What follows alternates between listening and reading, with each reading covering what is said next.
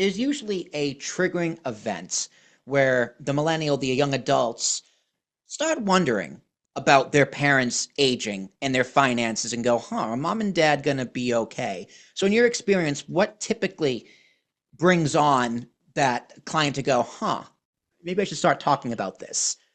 Aging, 100%, getting older. Like you mentioned with Jasmine's father falling off the ladder.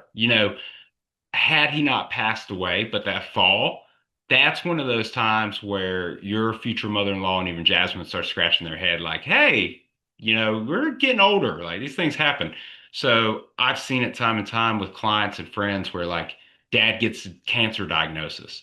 Mom develops, MS, Parkinson's, I mean, horrible things, but that pivotal kind of reaction is often when people face mortality again, where they're like, oh man, like this, yeah, this sucks. I mean, I even had one client, he would tell me his dad had a procedure. I think it was something minor, like a hip replacement or, knee replacement. Like, again, not like life threatening, but he went to go visit his dad and he was like, dude, he's like, I walked in and my dad looked 10 years older.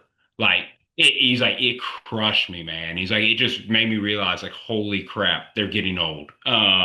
So that's a big thing. I think that's often when the millennials, the Gen X, the people, we work with our age group, they start seeing that stuff and thinking about it because now it's like the reverse role starts coming in. It's the my parents are aging and somebody's got to care for them, if they can care for themselves. And that's when the wheels really start turning.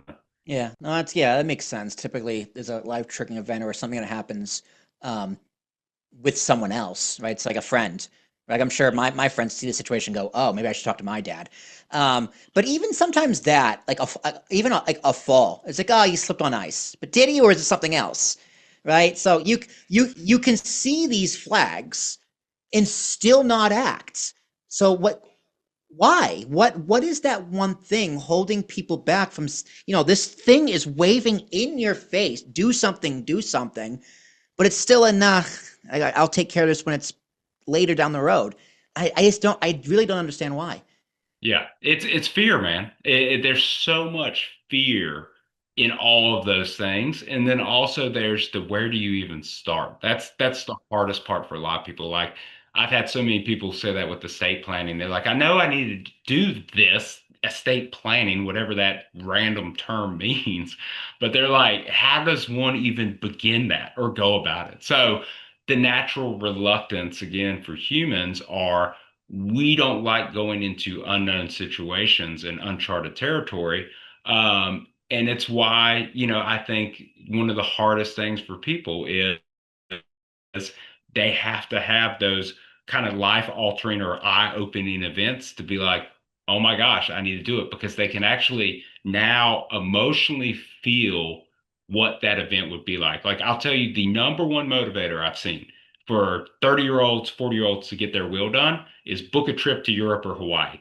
Go somewhere on a long flight and they will get their will done. It is the most ironic thing because they're thinking, oh my God, I'm leaving my kids for a week. We're flying. I'm probably going to die.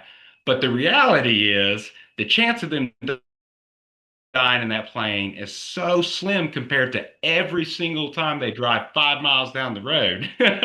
So, our brains, again, we're emotional creatures, right? We're not logical. If we were logical, everybody would have their estate plan done quickly, effectively, and they check it every single year to make sure it's still up to snuff. But people don't do that.